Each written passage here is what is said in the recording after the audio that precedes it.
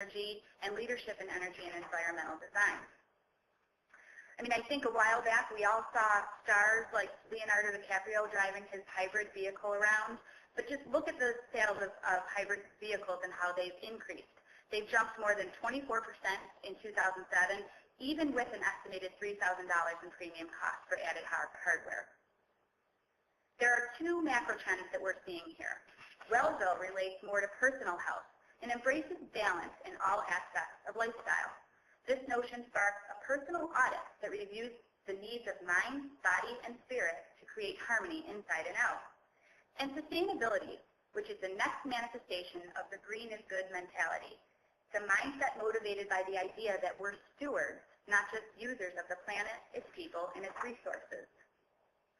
When we look at how this new consciousness impacts shopping behavior, we see that there are some differences in the impact when personal health is the motivator versus planet health. Large-scale environmental scares can and have spurred consumer anxiety, but health scares cause buyer behavior to change fast. Look at what recently happened with the salmonella scare in tomatoes and the recent awareness around BPA in baby bottles. Both Walmart and TRU have pledged to be BPA-free by the end of 2008, and Babies R Us is reporting a significant increase in sales of glass baby bottles nationwide, and they're training their sales associates to be able to point out BPA-free bottle alternatives when asked. Some shoppers will be willing to pay extra or even remain loyal based on sustainability and health benefits. Consumers will wear these purchases as a badge of honor as they say something about their values. 30% of Americans say they're willing to pay more for products made in an environmentally friendly and sustainable way. And 90% of consumers who cited recyclable bags and packaging as a key driver of store choice would be willing to give up an aspect of packaging if it meant helping the environment. So here we're seeing another example of consumers willing to make trade-offs, but this time it's for the health of the planet, not for financial reasons. Look at this company called TerraCycle. Look what they're doing. They're giving consumers the opportunity to upcycle old product packaging to receive pennies in return. Consumers can sign up to be part of the cookie wrapper brigade, drink pouch brigade, and yogurt brigade, among others. Each group is sponsored by brands like Nabisco, Capri Sun, and Stonyfield Farms. So it seems that in their quest to show more support around sustainability, brands are facilitating recycling specifically for their own packaging. Consumers can wear their membership to this program as a badge of honor by purchasing upcycled items like the I Used to Be a Plastic Bag or the drink pouch bag made entirely of Capri Sun packages. The one thing they won't be willing to do, though, is to use products that are inconvenient for the sake of sustainability.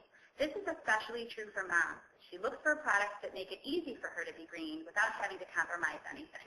So she's looking for natural cleaning products that actually work and biodegradable diapers with easy Velcro fasteners. This makes her feel truly empowered. Leading-edge consumers believing that it's better to buy less of the more valuable good stuff than tons of the bad stuff are more prevalent, and now more of them are aware of what the quote-unquote good stuff is. Expect more of them to comparison shop, seek out alternatives, and calculate ROI in real dollars, and now they've got the tools to do it. So look at the UK publication Ethical Consumer Magazine, which comes from a nonprofit independent publisher, completely supported by subscribers. And they promise to tell consumers everything they need to know about the social and environmental impacts of a product and the ethical records of the company behind it.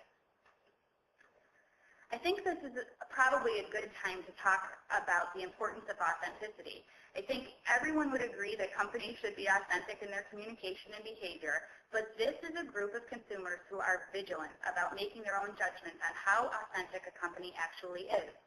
The Natural Marketing Institute reports that 77% of Americans do not think companies are genuine when they talk about the environment or society. The blogging world is especially dynamic around this topic, and they're on the lookout for telltale signs of greenwashing, the contradictory actions, and excessive publicity.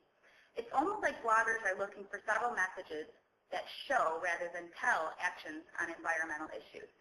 What you're seeing on screen right now is the Cliff Bar website, and this is a company that shows their commitment to reducing their environmental impact in a variety of ways, including sourcing organic ingredients, using recycled material and packaging, biodiesel in their company fleet, and development of new wind farms. Who's doing it right in this case starts with who's doing it wrong.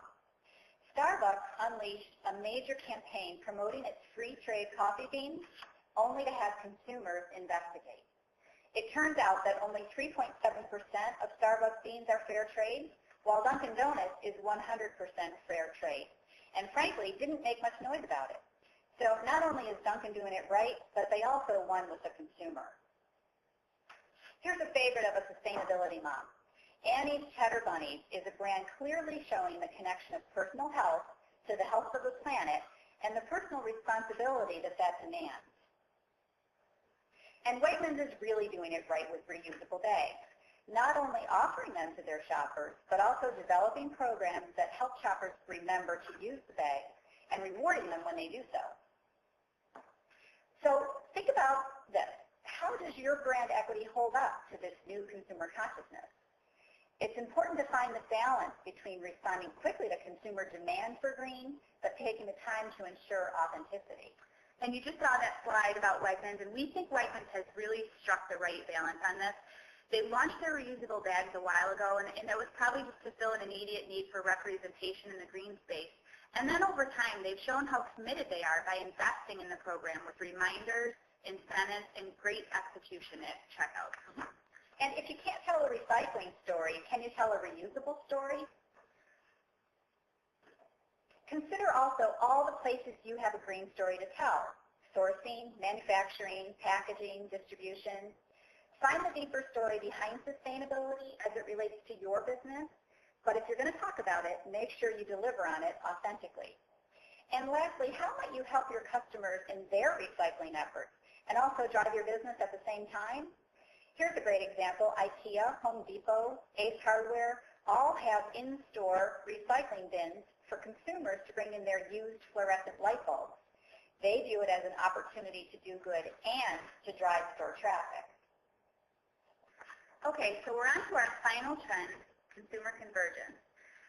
In the media world, convergence is about companies crossing multiple industries and no longer being consigned to their own market. And we're seeing a new form of convergence amongst consumers as the internet is taking them to places they couldn't easily go before when it comes to product and company information. The internet has become a tool and a weapon for the consumer.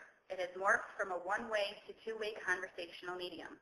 This two-way conversation is not happening only between manufacturers and consumers, but it's happening primarily between consumer and consumer. What's happening is that the perceived bias is removed when you get information from your peer.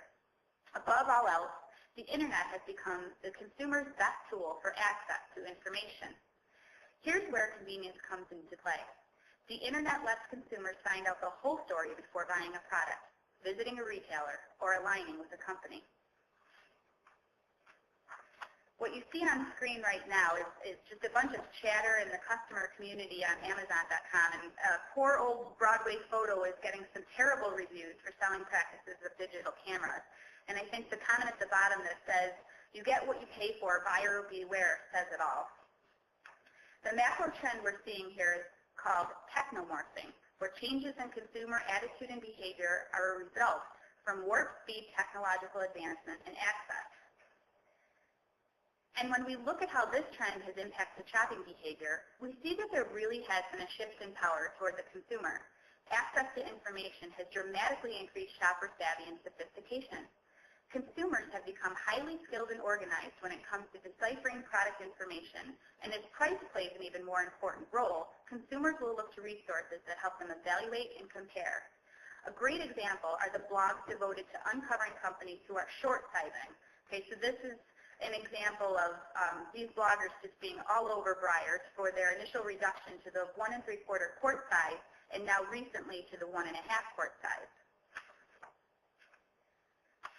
There are also a ton of sites just devoted to helping people squeeze better gas mileage out of their vehicles, which is called hypermiling.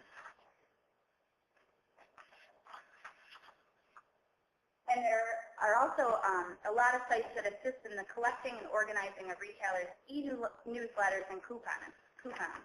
This is iStores, which just accrues hundreds of cross-category e-promotions for shoppers to browse by store, category, or brand.